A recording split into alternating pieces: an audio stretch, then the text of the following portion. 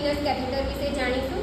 Central Venus કેથેટરમાં જો 3 લ્યુમન હોય તો એને ટ્રિપલ લ્યુમન કેથેટર કહેવામાં આવે છે. જો 2 લ્યુમન હોય તો એને ડબલ લ્યુમન કેથેટર, અધરવાઇઝ સિંગલ લ્યુમન હોય તો એને સિંગલ લ્યુમન કેથેટર તરીકે પણ ઓળખવામાં આવે છે.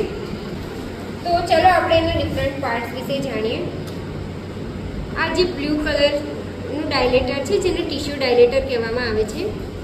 આ જે નીડલ છે જેને ઇન્ટ્રોડ્યુસર નીડલ કહેવામાં આવે છે.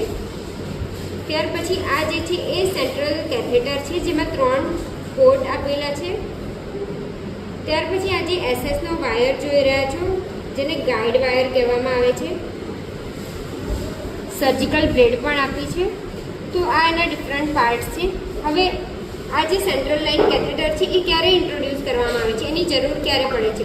તો જ્યારે પેરિફેરલ એક્સેસ ઇનએડિક્વેટ હોય ત્યારે નાખવામાં આવે છે. કન્ટિન્યુઅસ હિમોડાયનેમિક મોનિટરિંગ કરવાનું હોય ત્યારે આનો યુઝ કરવામાં આવે છે.